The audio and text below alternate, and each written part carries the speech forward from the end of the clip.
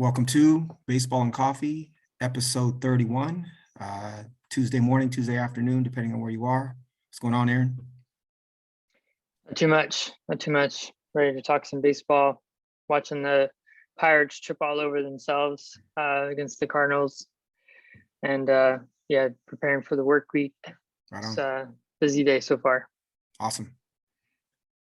Today we're going to do... I think it's time for the Pirates to get a new shortstop. Yeah. How about O'Neal Cruz? Yeah, that'll work just fine.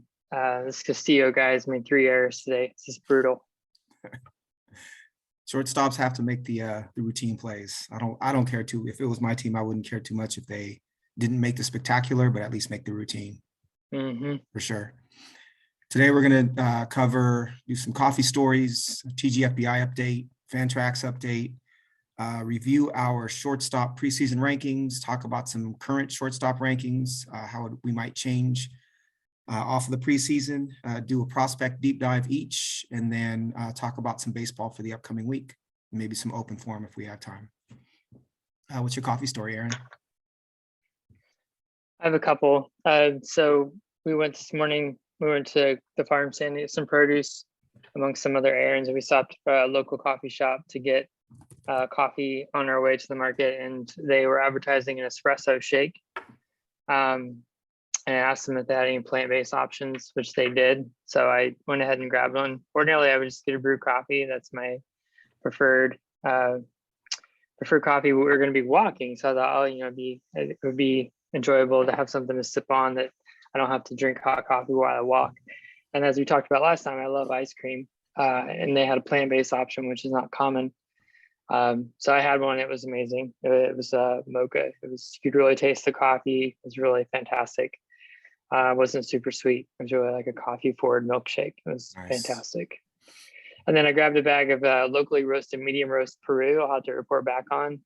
We need another bag of coffee, and I got one at the local market from a local coffee roaster here. I'll have to report back. I've never had their coffee before, but I really do like Peruvian coffee.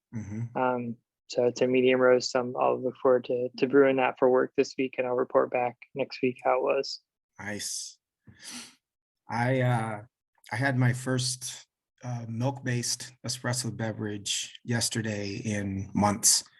Very rarely do I get any sort of milk-based espresso beverage. One, because I'm cheap, and two, because milk texture is, I don't know, something that I'm fussy about. And so I ordered a cappuccino from the Walla Walla Roastery, not knowing if it, sometimes you get people who have like the Italian interpretation, and they just essentially spoon milk foam on top of espresso and call it a cappuccino. You've got your more new school cappuccino, which is, if you steam it right, you can free pour, and it's essentially a third espresso, a third milk, and a third milk foam. And I don't think that they didn't hit the proportions spot on. There's a little more milk than foam, but it was really delicious. And I was really, really impressed. And I forgot how much I loved a really beautiful cappuccino made with high quality milk. I miss it. It was one of my favorite beverages when I owned coffee shops, was to pull a really ristretto shot. So it was super sweet. But it reminded me of teaching milk steaming. And I always felt like Mr. Miyagi in The Karate Kid, because I would want the barista to do it over and over and over and over again. And I would essentially budget like $100 worth of milk just to teach baristas how to steam, because that first sip of a milk-based espresso beverage, the texture and the temperature can literally make or break a morning, I think, if you steam it correctly. And it's sweet. There's not a whole lot better to have in the morning. So that for me was a really fun recall or memory, because I don't think about milk-based beverages very often. And the other one— What made you order it? The pod. Okay. The pod made me order. I wanted to do something different and have a different experience to be able to share. And but the other coffee experience is that I've been making pour over, and I told you it's pretty standard recipe of 15 grams of coffee in and 300 grams out. over the course of 3 minutes. But I was laughing because I typically brew a pot of coffee, which is 44 grams of coffee. And so I'm using coffee at about a third of the rate as I have typically. So I like the savings there too. But it was a fun couple of days with coffee for sure. Lots of fun.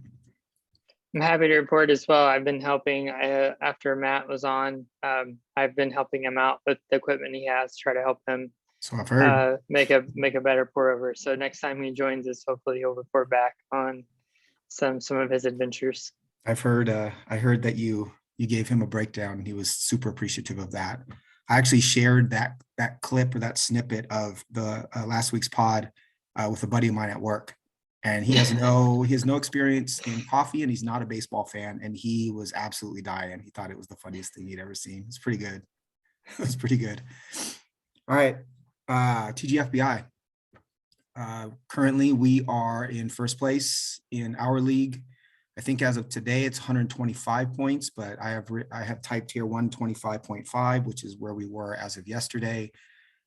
61 hitting, which is good for second in our league, and 64.5 in pitching, which is good for second in our league. However, as of last night, we were 7th overall out of 465. And I believe, if I'm not mistaken, we are currently 5th, but let me bring that up. Let's see here. Yep, we are currently 5th out of 465 teams. I am incredibly proud and happy to report.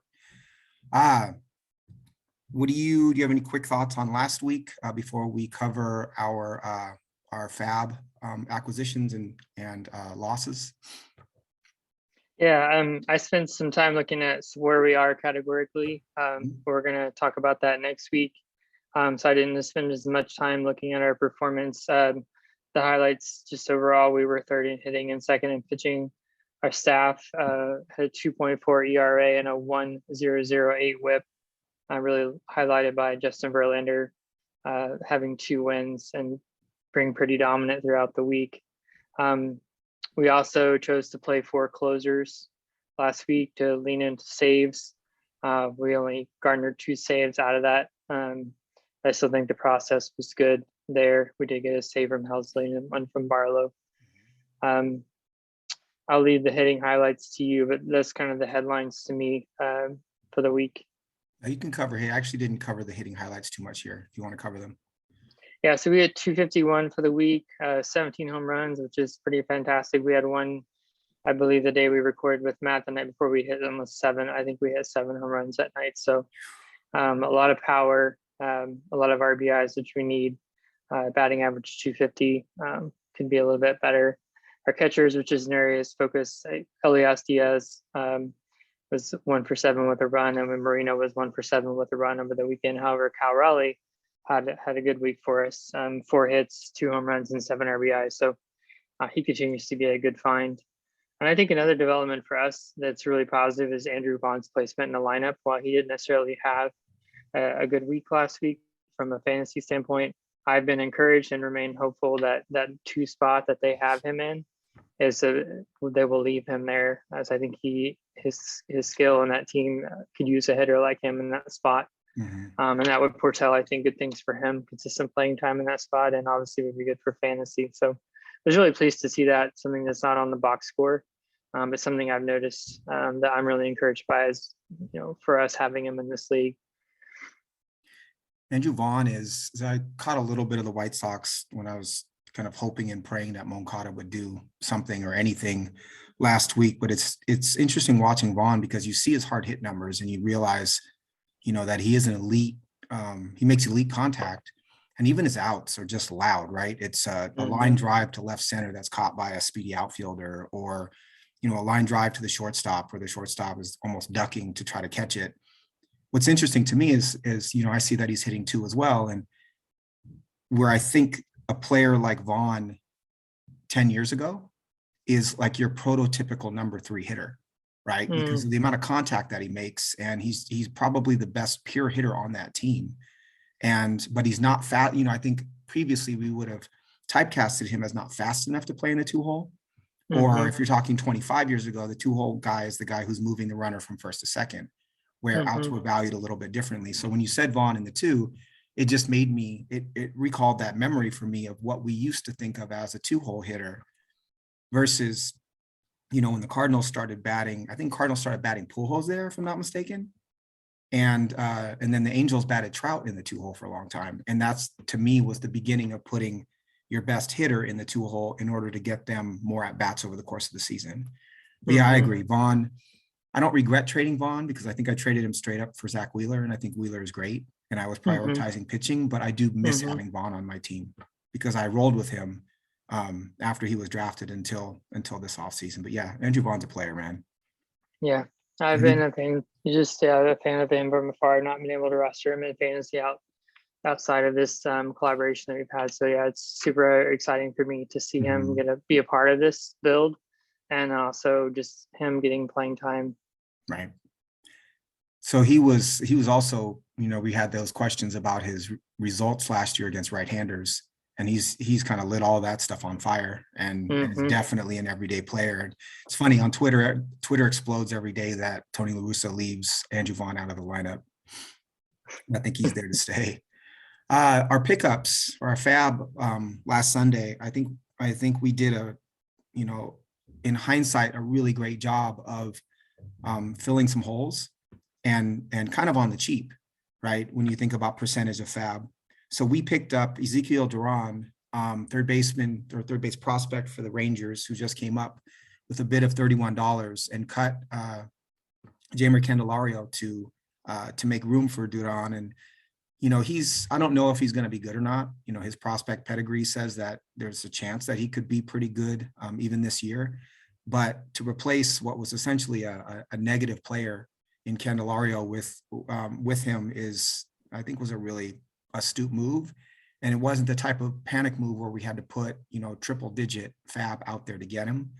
I think you've done a really good job of budgeting up to this point in time. And I know we don't have the most fab money in the league, but we certainly have enough to make a big move if we have to, or if we have a big hole upcoming with injury.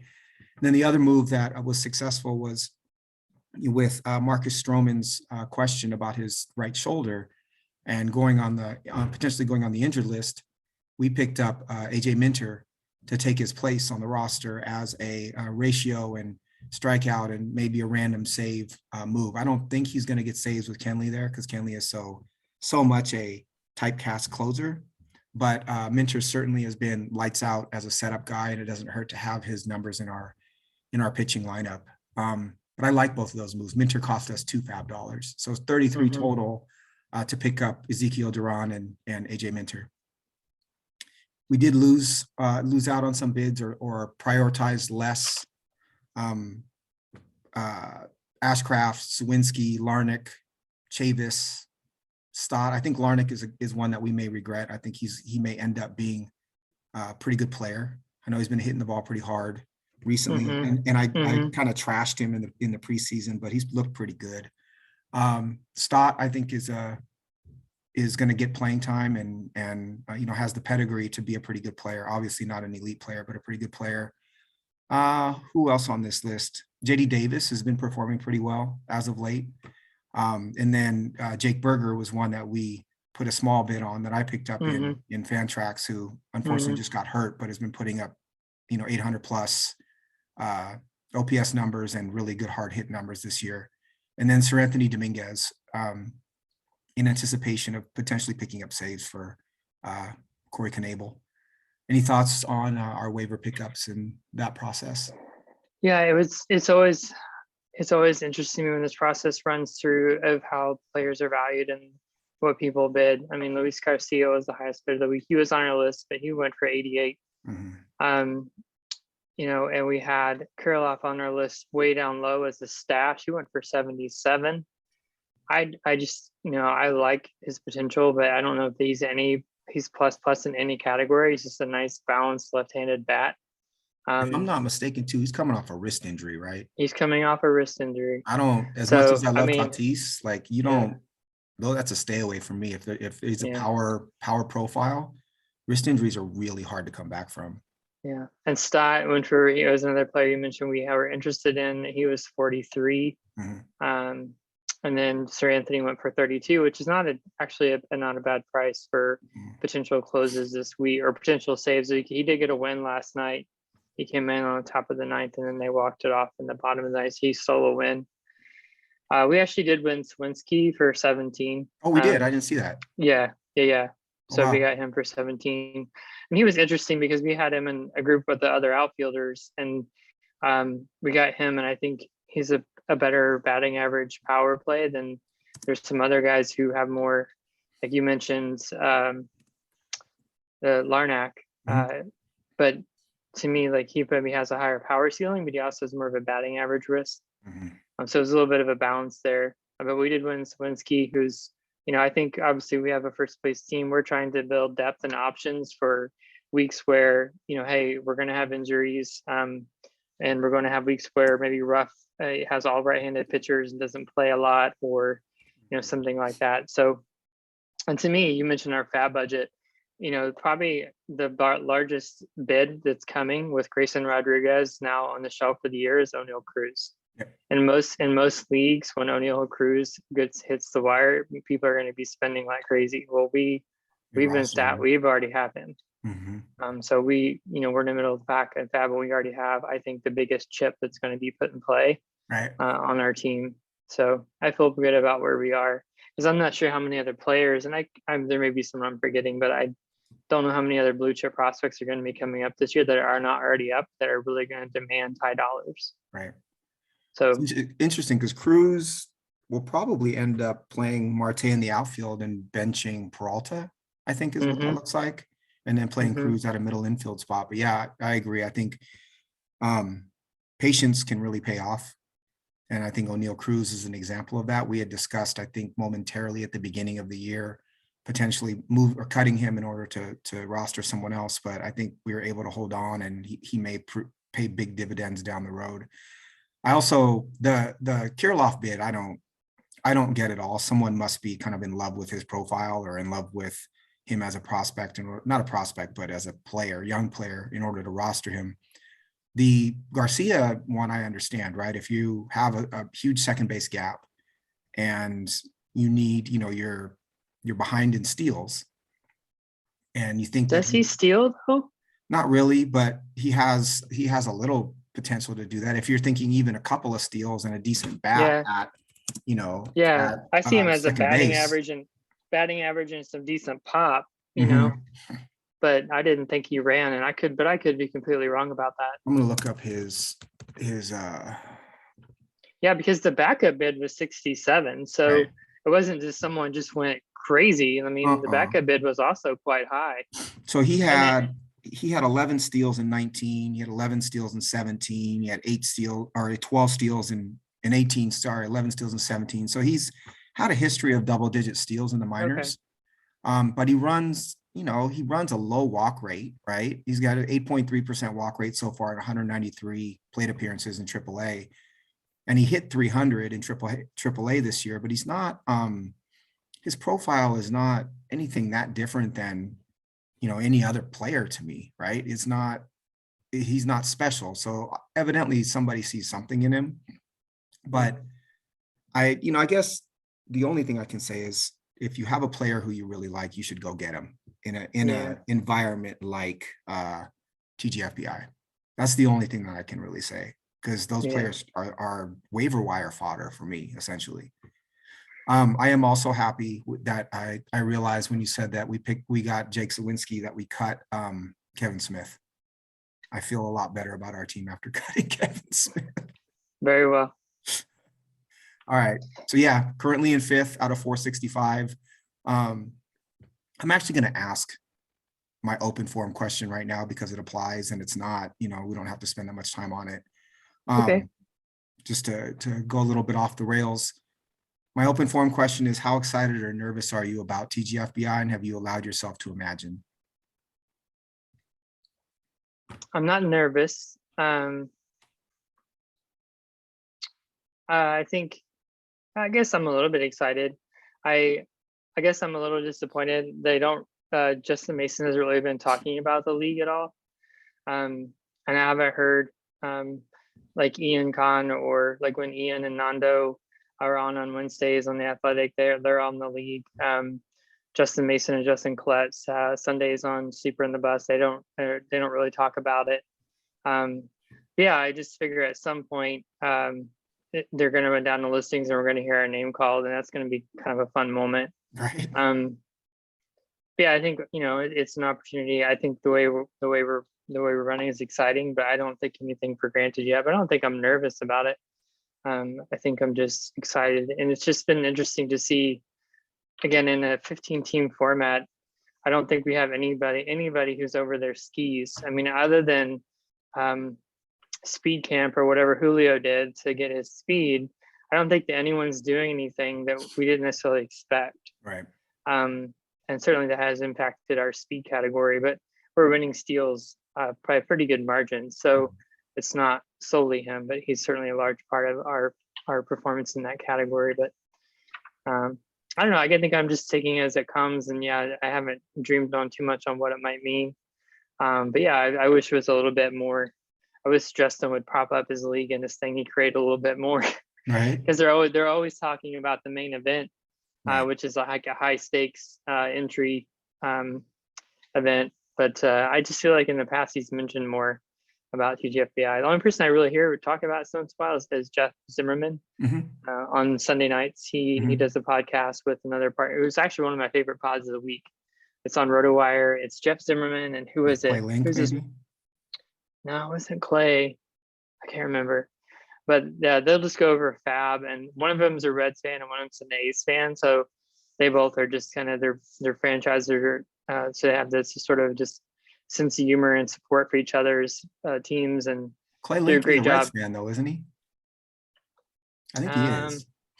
Go ahead. I'm sorry, I didn't mean to interrupt. Yeah, it's okay. Yeah, I think he is. Yeah, but once in a while he'll mention his yogurt team. He calls it yogurt, which is a play on words for the yogurt shop. But right.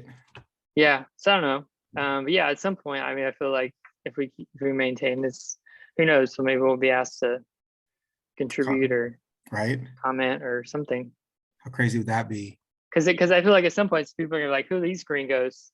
You know what I mean? Well, I think that, I'm not gringo, but yeah, I think that for me, I am excited. I'm not nervous. And part of my excitement is that to your point, I don't think we have anybody we have players who are performing better than their draft position that we anticipated, like a Dylan Cease, right? He's a player that we really valued and thought that he was going to be really good.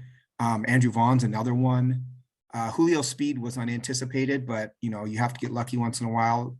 Machado running as much as he has, I think we benefited quite a bit from, but we both believed in Tyler Anderson. We both talked about him, and I believed in what I saw of him with the Mariners last year, and that the Dodgers signed him. I remember saying the Dodgers signed him to a 1-year, $8 million deal for a reason, right? They don't just throw $8 million at a player for no reason. There's something that they saw. And then we've gotten solid performances from a lot of the other players, but and Lindor, I think Lindor was that was a huge play for us. Yep. And I don't think we'll cover him when we talk about shortstop. I don't know that he's not the Lindor of old, but he's still going to give you home runs and steals and some RBIs in that lineup. And so, yeah, like you, I'm waiting for the first time it gets mentioned. I certainly think to myself that they have to be looking at that leaderboard and just being like, who the hell are these guys, right? Like, this is so random for these guys that we've never heard of before to be this high. And I think actually about the podcast and some of the content that we've created. And I wonder if at some point we might start to see a bump in viewership because people start to wonder who we are, especially if it gets later on in the season. And then be prepared. And I'm just going to say this out loud. I hope I'm not jinxing us, but be prepared if we did win for some stuff to change, which I think would be so cool. Yeah. But yeah, I'm really proud. I'm probably most proud of the collaboration that's taken place. And I think you look at our team, and there are players that each one of us stumped for at certain points in time during that draft process. And I just always believe that collaboration is more powerful than making decisions on your own. It's pretty cool. Yeah, for sure. It's pretty cool. And I want to own what I said. I don't, if there's some sort of ethnic implied thing with gringo. I thought gringo just meant like a group of guys. No, And so I want to own what I say, no, and I you're don't want to good, say bro. anything out of turn. No, no, I honestly don't. So I it's thought it was all just like, I thought it meant like if you saw like some guys in the corner playing basketball, they were just clowning around. They like call them clowns or gringos. So that's not no. right. If Gringo there's is some other, it's like there's a some other slang implication. term. It's a slang Spanish term for like white guys. Okay. Okay. It's all good, bro. I love it. All right. Fantrax. Currently, you are still in first. I am still in second. I'm barely holding on in second because my team has been pretty mediocre the last couple of weeks. You want to talk a little bit about your two matchups, and then we can move on to our any moves that we made over the last week or so. Yeah, it was I don't say alarming. It was just surprising to see a four-way tie with one, like, yes, there's ties and half points. So there was like four teams with 101 wins. Like, wow, okay, that got clustered up real fast. Right. Real fast. Yeah, so for me last week, it was my first losing week since week 2. I lost a matchup 5-6-3. Suddenly had a fair amount of adversity, losing both catchers. Lost a pitcher at the beginning of the week to a neck sprain, lost a pitcher over the weekend due to COVID. Whether he has COVID or was exposed, I lost his start. So yeah, it was some adversity. I think for me, what I've been looking at from a strategy standpoint is there were some opportunities to pick up guys over the weekend, and my being really calculating about not wanting to pick up guys too fast or turn too quickly or being too measured, and cost me some opportunities. So a couple of specific examples, I was eyeing Ross Stripling Sunday versus Detroit, and he was out there and he was someone I was targeting. But I waited too long to pick him up, and another owner picked him up. I was waiting because there were some other players I was trying to get on Friday and Saturday to spot for my injuries, but I should have, in retrospect in my process, there could have was an opportunity to be more assertive and get him earlier. Mm-hmm. And then similarly with catcher, as I mentioned, I've lost both catchers. I had considered or was considering picking up Bethencourt from the A's, but I decided to wait to see if Grandal got IL'd. Because if he did, that might open up a roster spot where I could add Bethencourt without having to drop someone. So I waited an extra day. And then he had a really good game Sunday, and that could have been impactful in my matchup. So for this week, for me, just when I lose a matchup, I kind of look at this as a playoff mindset. We talk about stacking winning weeks. I don't want to, my goal is to win in the playoffs, and you can't lose in the playoffs. So when I lose a matchup like I did this week, I want to understand, what led to it. And so for me, I look at last week, it was, yes, there were these circumstances, and what could have I done differently, and just try to learn from it and move on. Mm-hmm. Because I think as we've talked about, you don't want to just be frivolous with your pickups. That is capital, that is resources. And when you add someone, you also have to cut someone. And so trying to be, for me, that's something in the past I haven't thought through that well enough, and I'm really trying to, or have tried to change my approach. So this is the week where if I was a little bit more aggressive, it might have helped me. Mm-hmm. But again, I think there's a balance there that has to be struck strategically of when you are too assertive with moves, you churn through those resources, you cut players who you may need back. So that's kind of where I've been taking from out of this last week. It's a long play, right? I know that there are some managers that will, as you stated, pick up a player for a particular matchup, or, I think you picked up Mitch Keller in anticipation of a two-start week this upcoming week, and his going back to they said that he's never thrown a two-seam, but I think he threw a two-seam when he first came into the Pirates organization. I have to dig deeper into that. I read the BP article, but yeah, I think that it's a balance, right? There are times where you have to pick up a player in order to supplement with your team. The other part, though, is it's a long season. And so, if you lose a matchup, you lose a matchup, especially with injuries. You lost Grandal and Stevenson at catcher, and that's hard. So for me, I know I'm going to lose once in a while. And as long as I'm not getting beat up in that loss, and it's not 13-1, and it's, 5-6-2 or 5-6-3, as you said, I don't think it's that big of a deal in the long run. And I'd rather lose 5, 6, and 3 and keep my waiver wire claims for later than spend those and maybe pick up an additional win and be hamstrung down the road. So I went 15, 10, and 3 overall this week. I hit 17 home runs, my team did, which was pretty crazy. My steals were down. I only had 2 steals. I'm glad that Buxton isn't running in order to save his legs. I think anything he can do to get up to the plate is good. Right. I know that they've been positioning Buxton really deep in center field now because he plays with such reckless abandon around the wall and he gets hurt all the time that they basically said, you're so fast that you can run down anything, but start way, way, way back in center. The other thing is he's not running out ground balls anymore, which I think is a good thing. But I didn't get many steals from Julio this week either. So my steals were pretty low. Interestingly, my one save came from Alexis Diaz, who's my SPRP. He's been pretty lights out for me and very valuable. So just real quickly, Buxton went 7 for 21 with 8 runs and 5 homers and an OPS of 1.512. He's just been on fire. Yeah, he won player of the week, I believe, for MLB. Yep. The two moves that I made this week were I cut Brandon Belt, who I got really impatient with. And I think, his numbers last year were much, much better than any other year that he's had. And I don't know if that was an anomaly or not. I obviously didn't think so because I rostered him, but I got tired of waiting. And so I picked up Jake Berger, who in 132 at bats has a 273, 322, 508 triple slash with 829 OPS and 8 home runs. He immediately got hurt last night. I'm hoping that it's a day-to-day thing and he can come back, but it was either have Belt backing up Schwarber with no backup to Moncada or have Berger and Moncada kind of timeshare with Schwarber every day at first. And I felt like that was the better play. The other move I made was I gave up at least momentarily on Michael Busch. I had picked him up while he was still in AA, putting up huge numbers in AA, anticipating that he would come up and play with the Dodgers later on this year.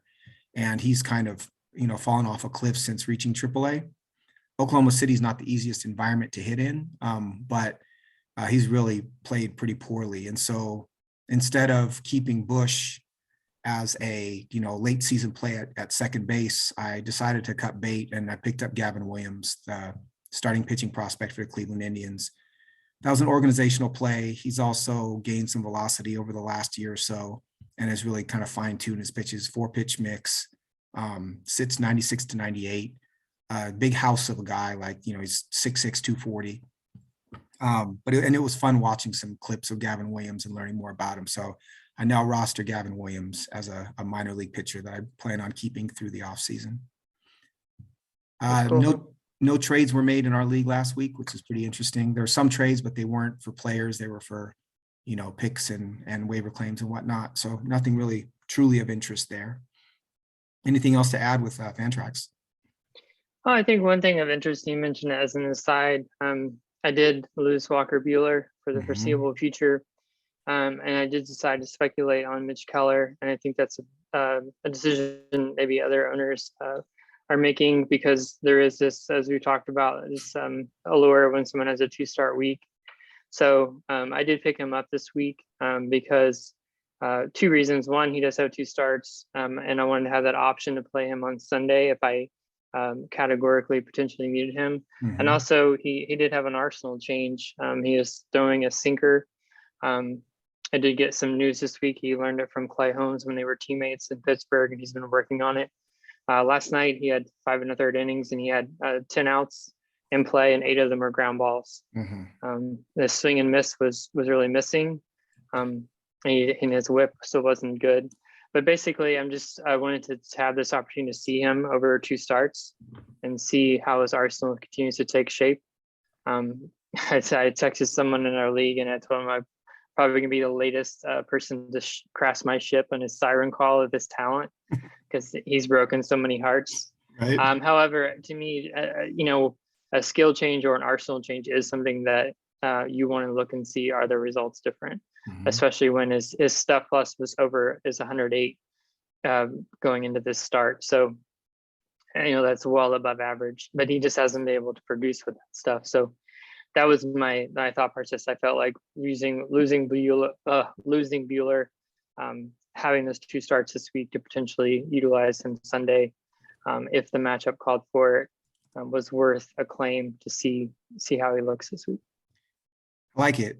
I think that, like I mentioned, BP wrote a pretty interesting article on his change of pitch mix, and I think we're starting to see. So Robbie Ray did the same thing. I don't know if you were watching, but 2 starts ago, he on his own just started throwing a 2-seamer, and I don't know that he ever really threw a 2-seamer in the past. Obviously, he's been fastball, slider, and occasional curveball over the course of the last few years. And he went almost exclusively to the 2-seamer 2 starts ago. And then this last start he threw even more. And what's interesting is he all of a sudden becomes a much different value of a pitcher, because I drafted Robbie Ray thinking I have 250 strikeout potential, right? But his numbers, he had 248 strikeouts last year, but his numbers were shit this year so far. And so what does that do to his value if his ERA comes down, right? And he becomes a more effective pitcher, but his strikeouts go way down as well, because he's trying to induce contact as opposed to strike people out. And so I would view him much, much differently from a fantasy perspective. I'm actually glad that he made the change as a Mariners fan. I love the change as a Mariners fan. I think that was really brilliant of him. As a fantasy owner of Robbie Ray, I don't know if I'd keep him, right? Because if he's a low to mid 3 ERA pitcher who's going to throw 170 innings, but strike out, have a K- BB of sub 20% and strike out 150 guys, what is he really worth at that point? Is he a low end keeper? Maybe, right? As opposed to before, where there was no doubt that I was keeping him because he could get me 20 or 250 strikeouts. He had 4 strikeouts. So he pitched 7 shutout innings against Boston on Saturday, I believe it was. So 7 innings, 3 hits, no runs, 1 walk, 4 Ks. I think the other thing was he was running such high pitch counts. I assume the thought process was he was running such high pitch counts that he's like, let me start inducing contact so I can get deeper into the games. Yeah. Anyways. All right. Ready for a break? Yep, absolutely. Let's take a break and we'll be right back with our shortstops. Shortstops. Preseason, Aaron, what were your top 10? I remember what I was going to say. I appreciate on the rundown that you highlighted to give your top 10 updated list, because last week I completely dropped the ball on that on third base. So good job out of you organizing. Because this week I am ready, because I totally screwed it through last week. Preseason top 10 for me went descending order: Baez, Franco, Tim Anderson, Fernando Tatis, Francisco Lindor, Bo Bichette, Carlos Correa, Corey Seager, Xander Bogaerts, and Trey Turner, number 1. Cool. Oh, so to pre-frame this too, you included Turner as a shortstop, but Witt as a third baseman, correct? Yes. And I included Turner as a second baseman, but Witt as a shortstop. My preseason, I'll go 1 to 10.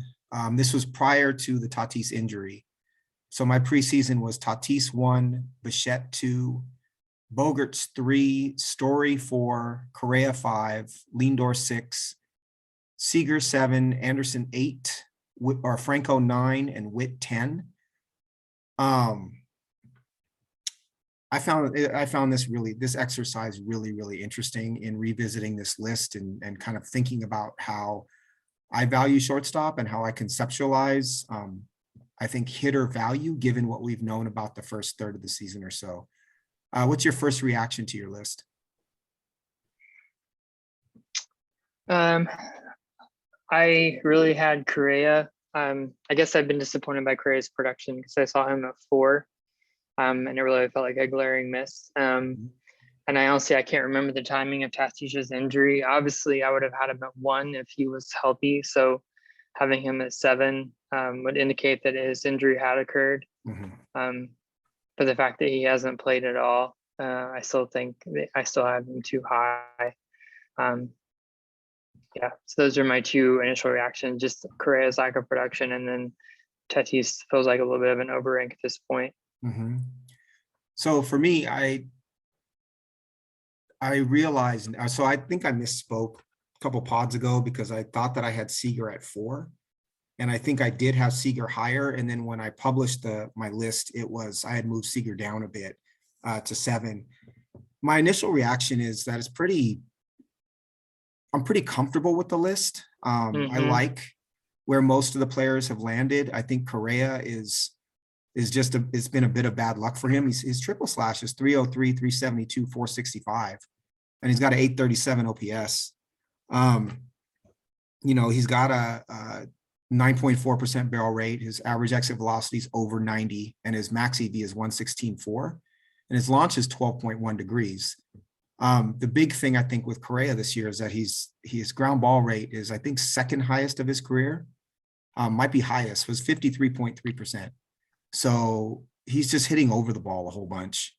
But I do think that production will come, and I think he's the type of player that can make that adjustment. But what I wanted to get to was, and we can talk about this as we talk about rest of the season, I'm realizing now that so many of these shortstops are really similar, right? You've got pockets of shortstops that where their numbers look really, really, really similar. Their advanced metrics do, right? Walk rate, ground ball rate, barrel rate, max exit. So you can put these players in clusters. And when I cluster them, what I realize is that the players that steal bases, the shortstops that steal bases, are much more, for me, much more valuable than the shortstops that don't. And that walk rate amongst this position is less important to me than it might be at a different one, because the difference in value between walk rate and steals is, I think, even more accentuated within this particular position. Does that make sense? I'm trying to follow you there. Can you explain that more? Like, how so? So, I mean, I see all the low walk rates, but right. I lost the correlation. So an example would be a player like Correa, right? He has 0 steals, and he's probably not going to steal bags, no matter what Correa hits.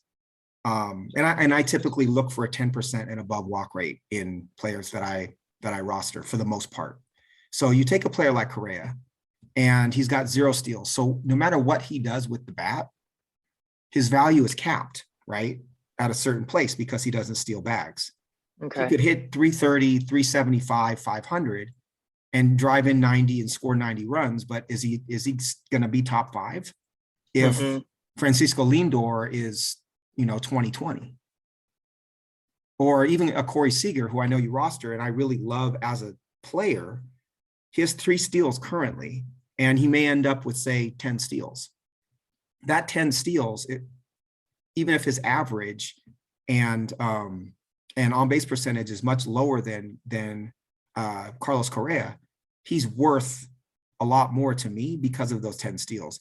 I don't always think in those terms, right? But I think because in this particular position, that to me is the most important differentiator from player to player. And you'll see it in my rest of season rankings. The other thing that I learned in looking at, so I kept for my top 10, I had their current stats, their triple slash, walk and K rate, contact rate, BABIP, ground ball, barrel percent, average EV, max EV, and launch angle. And I just looked at all 10 players with those stats. And I also included Jeremy Pena, JP Crawford, and Andres Jimenez, just for comparison's sake. And one of the things I found was Jeremy Pena looks like this season at least, looks like a poor man's Bobby Witt. So Witt has 8 home runs. Pena has 9. Witt has 34 runs and 30 RBIs. Pena has 27 and 27. Witt has 10 steals. Pena has 6. Witt's hitting worse, right? 244 versus 277. And OPS is worse, but Witt's walk rate is 5.1%. Pena's 5.7. K rate for Witt, 23.5. Pena's 22.9. Contact rate, 74.7 for Witt, 74.7 for Witt, 74.9 for Pena. Ground ball rate, 39.6% Witt, 39.2% Pena. Barrel rate for Bobby Witt is just over 8%. Pena's 10%. The place where Witt shows his athleticism and shows why he's a better prospect is he has a higher average EV and higher max EV. And so he's more explosive, right? He's faster, he's more explosive. If you're talking like dreaming on 30-30, you can do that with Witt. If you're dreaming on Pena, you're dreaming on 20-20. And I think you just see that in the raw athleticism, which is why I call Pena a poor man's Witt. But if you look at walk rate, K rate, contact rate, ground ball rate, even launch angle. So Witt is 15.3 degrees, Pena is 12.4, but similar players. And so I think we knew what Witt was, but it's interesting to me to see this because now we know that Pena can be something pretty close, which was a cool discovery for me because there were some really close numbers there. One other one to bring up quickly was I see some similarities in, this is an interesting one, in Wander Franco and Tim Anderson, which I don't know that in my mind I expected to see, but they're such high contact hitters with low launch angles that I could see them putting up very similar stat lines down the road. I think Franco will hit for more power because his launch is a little bit better, but he's obviously not going to run as much as Tim Anderson is. But I'm starting to recalibrate how I value those low launch angle, good, like high contact hitters. Because I think as the game changes, those players are going to start to have more value. And we had touched on that a while back. But when you look at their numbers, you realize that very much is the case. But I don't compare Anderson and Franco in my head. I don't think of them as players in that same cluster, but they very much are. Right. No, I love the way you highlighted, first of all, Correa's slash line. I think where I got, because it's obviously very good, 5 home runs, 22 runs, and 19 RBIs, no steals. So it was like a lack of that categorical fantasy juice, and this is a fantasy discussion. Right. But I love that you highlight he's still hitting the ball well. And then breaking down Pena on my list, I'm looking at Fangraphs. I have it sorted, but the way I have it sorted, currently he's right next to Bichette, and I was just following along like everyone's darling Bo Bichette. And essentially he's outperforming. They have their walk rates. Jeremy is at 5.7, whereas Bichette is 6.3. So very comparable. Strikeout rate, he's actually the hair better, 22.7 to 23.4. He has a better ISO, a better WRC plus. He has more steals, but really where their difference is their counting categories. Whereas we talk about lineup all the time. Is that something worth paying attention to? Well, Pena bats in the bottom third, and Bo Bichette does not.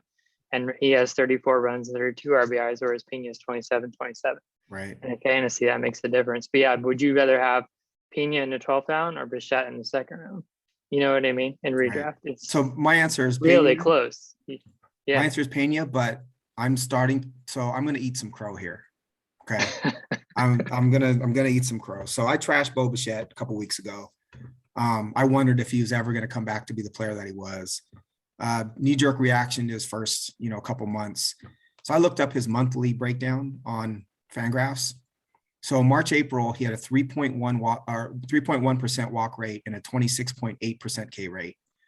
May, his walk rate went up to 6.1% and his K rate went down to 23.5%. June, so far for the first 2 weeks of June, 12.3% walk rate and a 17.5% K rate. So his pitch recognition, I assume he's taking more pitches.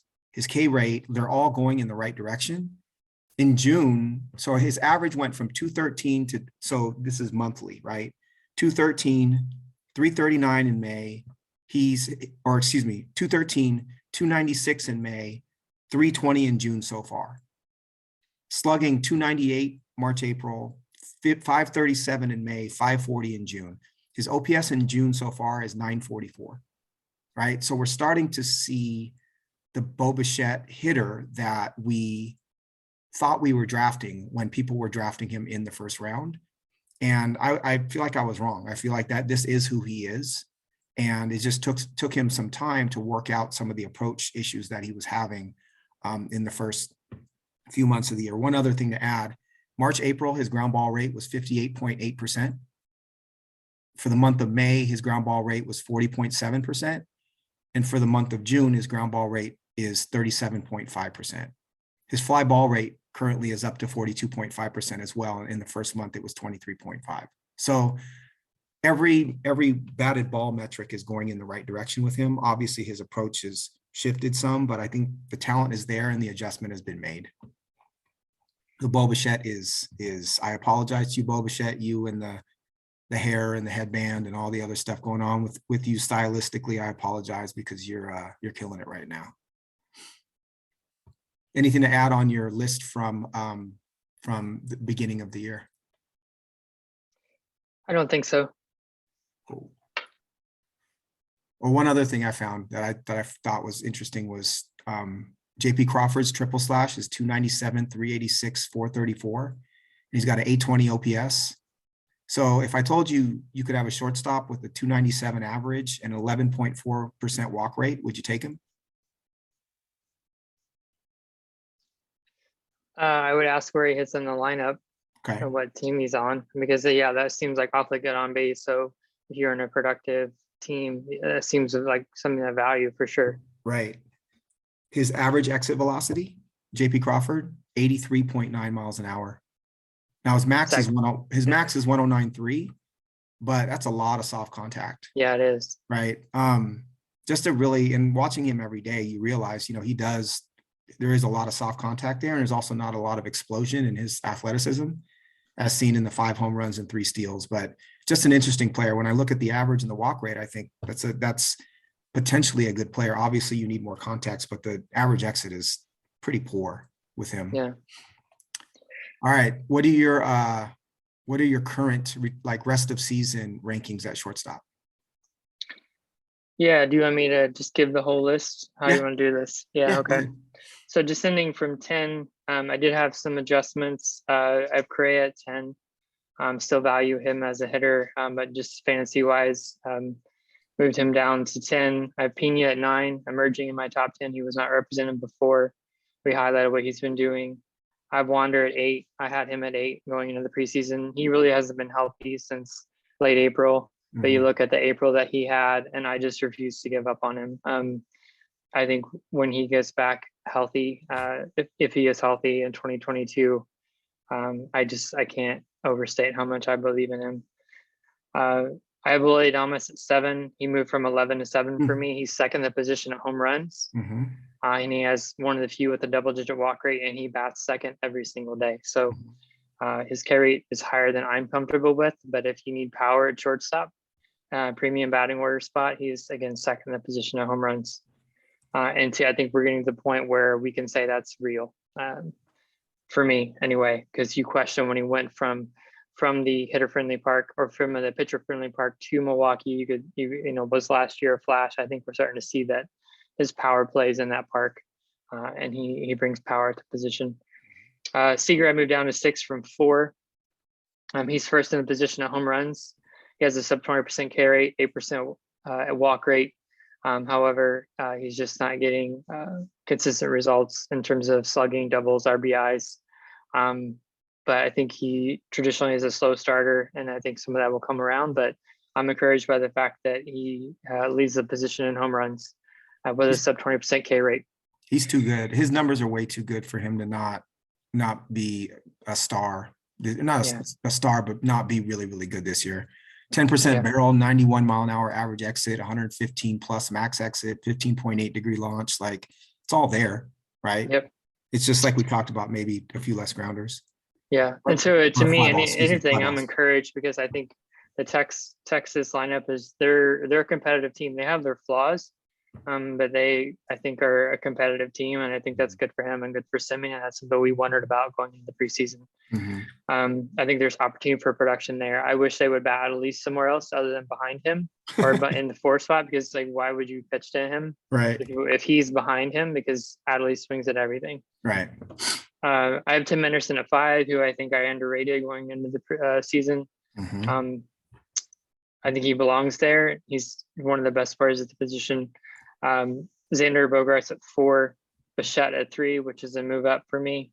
Lindor at 2, and Trey Turner at 1. And my big question for you, are you looking at Turner's slash line? Turner? 278, 355. excuse me, 298, 351, 464. It just amazes me how quiet he seems to be. He has a sub 20% K rate, 8% walk rate. He's batting almost 300, 460 slug, but he just 7 home runs, 13 steals. But it doesn't seem like he's having a great season. He was. It's almost invisible. He's it's a quiet. crazy. He's a quiet superstar. Yeah, he really is a quiet superstar. And my question is, do you think he comes back to the Dodgers next year? And we can talk about at the end, but I just something that's been on my mind and doing shortstop this week. I realized the other day, I was like, wait a minute, he's on an expiring contract. Is he the shortstop for the Dodgers next year? Or does he go back to the East Coast where he's from, given his opportunity to be a free agent? It's really interesting to think about, because you look at what Gavin Lux has done this year. Does he go to shortstop? We know the talent they have in Vargas and Bush at second, and they potentially to bring guys up. So I don't know. It's just interesting to think about. They obviously paid Freeman, they paid Moogie, they paid Kershaw for another couple years. Right. Will they pay Trey Turner as well, or will they let him walk? And what does he want to do? It's really interesting to think about. So they don't really have. There's not a shortstop in waiting in their organization. I don't think Lux is that guy. I would have to look at the 2023 free agent class. Yeah. To really, like the upcoming free agent class, to really give an answer. My guess is the Dodgers have either made a decision on him or decided to target like Bogarts or someone like that who's going to be in the next class. I would also think, I don't know if they care about this, but I would think, do I want to pay Turner 35 a year over the next 8 years, or do I want to pay, someone further down on that list who's going to be a free agent 20, for the next 4? I don't know if they think in those terms, but I think all that calculus is super interesting for sure. That's a great question. It just kind of occurred to me. I was curious. So my rest of season, 10 is Wander Franco. I just think he's going to continue to get better and better. And he's shown that he's a willingness to steal bases this year, or at least try. That was the big question with him, that and power. And I think he's shown that he has, in my opinion, he has, 15-15 or 20-20 potential, but he's certainly a 300 hitter the way he hits the ball. 9 I have, so this is probably the biggest difference for us. 9 I have Lindor. I wonder if so I expect 20-20 from him, but the average is 245. And the barrel rate's only 5.9% or 5.9%, which I think is I wish was a little bit higher. And then the runs and RBIs are a product of where he hits in that lineup with the Mets. I know didn't he have one like 7 or 8 RBI game that really inflated his RBI total? I'm not sure. He's been a consistent producer. He's second in position at runs and second in position in RBIs with 9 home runs and 8 steals. Yep. I guess I'm more. I want to see more before I really buy him as being the Lindor of old. I have Pena at 8. As I spoke of before, I think he's on the ascent. I do expect him to hit a little bit of a bump if pitchers start to figure him out a little bit, but I think the talent is real. Got Story at 7. Story was my number 4 coming into the season. The K rate is above 30% and the contact rate is below 65%. And so those are 2 big warning signs, obviously. But he's got 13.5% barrel rate. He's got 9 home runs and 8 steals. And I expect him to get better as he adjusts a little bit more to the American League. But I put him in a similar category, interestingly, statistically, with Francisco Lindor as of right now, in terms of giving you 20-20 and probably a pretty low average. 6, I have Tim Anderson. I'm becoming more and more of a believer in Tim Anderson every day. I usually would run from a 3.5% walk rate, but his triple slash currently is 356, 393, 503 with an 896 OPS. And whether you like the launch angle or the walk rate or the ground ball rate, fact of the matter is he's a 380 BABIP guy because of the speed and the ability to hit the ball hard. And he's done it enough years now where that's actually who he is. Corey Seager at 7. As you said, I thought you were at 5. Sorry. I am at 5. You're at I was 5. looking at my preseason. I apologize. Corey Seager at 5. I'm following along here. Appreciate you. We talked about Seager already. I think everything is there for him to be a 35 home run hitter this year. And then I think the Texas ballpark is probably going to play a little bit better for hitters as it heats up. Fernando Tatis at 4. He's supposed to be back probably in July, but even if you take out a couple of weeks and you give him some time to ramp up, you can't really, a player that we talked about having 50-50 potential, you can't rate any lower than 4, even if it's a limited time. Bogart's at 3. He's just a metronome. He just keeps plugging away. Triple slash this year, 321, 387, 480 with the 867 OPS. His home runs and steal numbers are not great, but he's kind of maybe the deluxe version of Carlos Correa for me, right? So we talked about Correa being a good hitter, but not giving you much else. I think Bogarts gives you just enough of the other stuff, but the same hit tool to be ranked here. And then I have Bichette at 2. You talked about Bichette already. And my hot take is I have Bobby Witt Jr. at 1. I think you shake your head. Where did that come from? I'll tell you where it came from. It came from the fact that he has 8 home runs and 10 steals and basically didn't have any idea what he was doing at the plate for the first 6 weeks. I think I think he has that much more talent than anyone else on this list. And already he's got the hard hit, he's got the explosiveness in his average exit and his max exit. He's got the right launch angle. He's got 100th percentile speed. He's a student of the game. He's smart. And he already has great counting stats. He's got 8 home runs, 34 runs, 30 RBIs, and 10 stolen bases. This is where the 10 steals for me matter, right? That's what differentiates him from most of the rest of this list. But I think a lot of players on this list are performing where you expected them to. I think Witt will do nothing but ascend. And the other encouraging thing was the thing that made us nervous about him coming into the season was the swing and miss, and his K rate is 23.5% currently. Yeah, it's very manageable. I could see, and he's batting higher in the order. So through a third of the season, he has 234 plate appearances. If you believe that he's going to continue to hit higher in the order, he could accumulate 650, right? Which puts you pretty close to being at a third point of the season. At that point, he would be 24 home runs, 100 plus RBIs, 102 runs, 90 RBIs, and 30 steals, right? And that's given the troubles that he had in the first month and a half of the season. To me, if I had to choose one of these guys for the rest of the season, he's the one I would choose. All right, noted. Is there anything in his profile that is giving you pause? No. You just wouldn't rank him that high. No, If I he would ranked not. as a shortstop. If he was a shortstop, where in your shortstop rankings, where would you put him? I put him around Pena. Okay. So 7-ish, Just 6-ish. off the cuff. Yeah. Mhm. 7, 8, something like that. Okay. And then you said your first cut from the top 10 rest of the season was whom? My first cut. Or who would be 11? Mm-hmm. Oh, good question. Probably Story. Mm-hmm. I had him at 11 before, and I think I would keep him there. Mm-hmm. Baez, I had him at 10. I would drop him down. Swing and miss is absolutely caught up with him, and Detroit is dreadful. Mm-hmm. So yeah, I definitely think it would be Story. It would be my first cut. Got it. Mine would probably be Correa and Adames. He's so streaky, man. Story. I mean, there for 2 weeks he was the hottest hitter on the planet. Now he's back to being ice cold again. Right. It's crazy.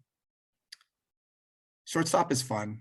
I really do love this current group of shortstops. I think it's might be the most exciting position in baseball. Just out of curiosity, where do you think Witt's going to be drafted next year in a redraft?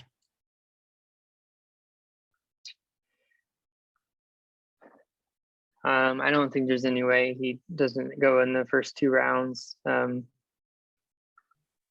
The only thing I think that would cap his potential or the way that he's viewed in redraft would be team context. Mm-hmm. But people are going to see the steals, and he's gonna go way up. But Kansas City and Detroit are just so dreadful right now. Mhm. Where do you I think see? that will drag him down a little bit, but I don't think, once all the Blue Jays and Angels and all all those teams, the Padres, like the Dodgers, once all those guys are gone Mhm. and it becomes more neutral, like guys are gonna jump on those deals and dream on his potential.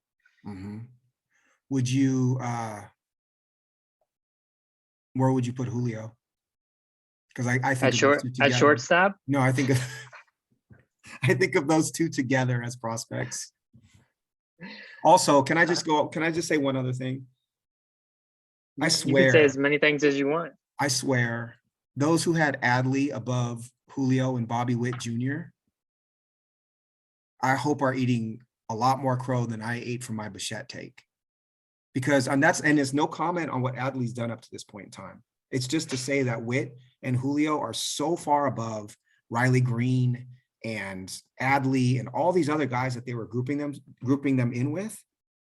From a fantasy perspective, I think those two players are head and shoulders above any of the other players that young players we had talked about. Yeah. And as a Mariners fan, it made me mad. That's fair. I mean, props to all the people that do those rankings because I think it's a tough thing. It is. By the way, I would put Julio and Bobby Witt Jr. at the back end of the first round as of right now. And I don't think they're going I don't think they're going anywhere past that if they continue doing what they're doing. Credit to you for thinking about it. I'm locked in on 22. I haven't even thought about it. It's a good question though. Do you want to cover both minor league and games we're looking forward to, or do you want to do one and not the other? I mean, my minor leaguer is not going to take a ton of time, and nor is my player or games of the week. Okay, let's do it. There's a lot of interleague, so I didn't have a ton things of interest for me. Let's do them. Let's cover the minor leaguers and then take a quick break, and we'll come back with the games we're looking forward to. Yeah. All right. Yeah. So the player I wanted to talk about real briefly is Zach Neto. So Zach is a shortstop at Campbell University. It's a really small school in North Carolina. He's from Miami. He's 6 foot, 190 pounds. Credit couple things. Matt, who was on our podcast last week, shared a podcast with me called The Call Up.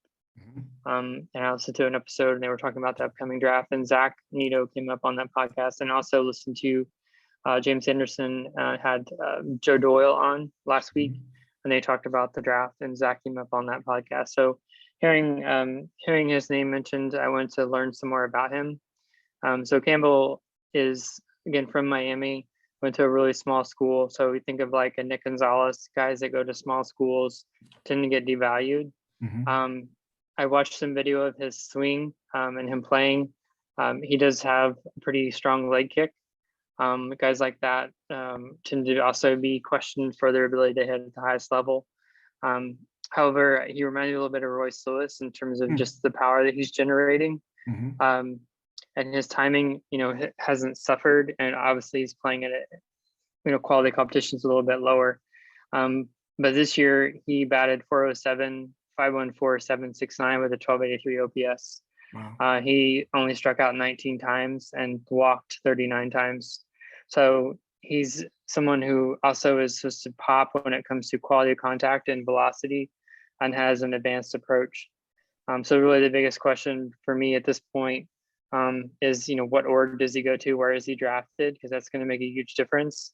Both of these podcasts mentioned Zach as someone who's moving up quite a bit in the eyes of scouts and potentially teams, and might end up in the top 10.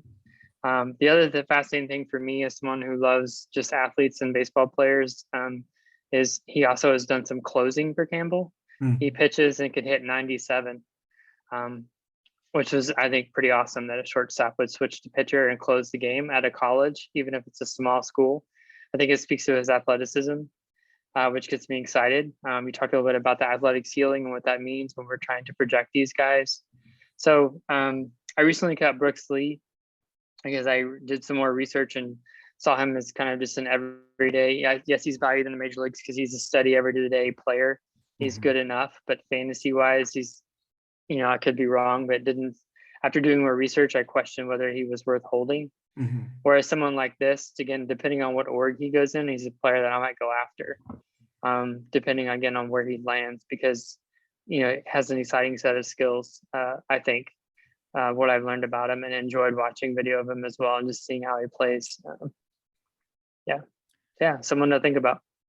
Watching video is like the ultimate draw-in. It's hard to, you see a player hit or you see a player pitch and you're like, man, I got to roster that dude. That's Yeah, it's no, hard I not love to. it. It's something that I've come to through our collaboration. It's something you challenged me to do, and something I've incorporated into my process when I'm looking at someone, and I love it.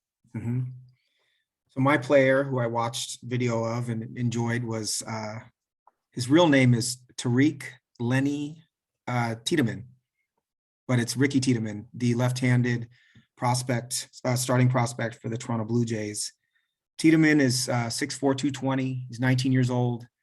Grew up in Long Beach, California. He originally committed to San Diego State, and he was considered a top 10 prospect, but he went unselected because of perceived bonus demands. So he went to Long Beach City College, but they canceled the season in 2020 because of COVID. So he ended up at Golden West Junior College. Then he was drafted in the 3rd round by Toronto in 21. Pipeline he's currently MLB Pipeline's 97th overall prospect, number 4 in the Blue Jay system, and number 9 amongst left-handed starters. They rated his fastball as a 60, sliders 50, change as a 55 grade pitch, control 50, and overall 55.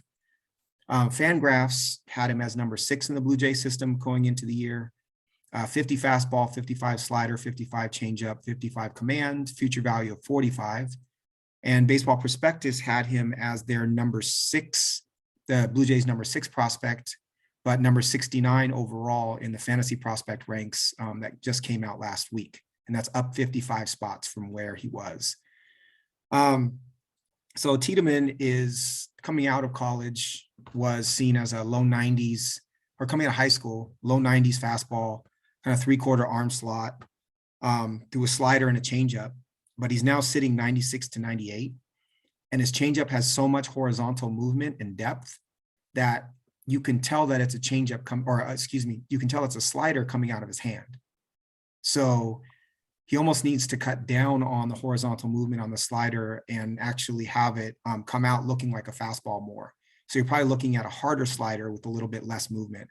And the changeup currently is a good pitch. So it's above, so it's probably, I wouldn't call it a plus pitch yet, but it has nice fade and it's super effective against right-handed hitters. And his control and command is not horrendous. So this year combined in 10 starts, he's 5-1. This is between A ball and then now he's in high A. 10 starts, 5-1 with a 1.27 ERA, 49 2/3 innings, 20 hits, 16 walks, 77 strikeouts, and a .72 whip. That all sounds great, right? To me, so he's 19 in high A and just destroying it. If you watch him, he's a big dude, right? Big built dude with a lot of swag. To me, he's a horse. He's, I think, a real life number 2, and I would call him a high-end fantasy starter. If he continues, obviously a strikeout rate will go down, but if he continues to strike out hitters the way that he is right now, I could see him being a bona fide like keeper, 200 strikeout per year type of pitcher. It's lazy to comp him to Robbie Ray, but statistically, that's the kind of pitcher that I think he can be. He's got that type of stuff. He's a pitcher that when I picked up Gavin Williams, I did extensive research in Tiedemann as well. But Gavin Williams was more, I like the organization more in Cleveland to develop pitching, and he's closer to the major leagues, which is why I made that choice. But Tiedemann in a deeper dynasty, or in our Fantrax league, if you didn't have any prospects really that you liked, he would be one that I would gamble on. He's also a fun watch. There's one YouTube video of him that's about, I think, 11 minutes long of just him pitching in a game, and pretty exciting pitcher to watch. If he's, like I said, if he's able to tunnel that slider better with the fastball and changeup, I think you're looking at a number 2, maybe not an ace, but a number 2 starter for sure. Is his fastball more of a riding fastball or more of a 2-seam? It's got ride. He's pretty nasty. He's fun. Lower end or lower minors pitching prospect. All right, so let's take a quick break and we'll come back and talk about the games we're anticipating coming up this weekend. And if we have time, we'll open some cards too.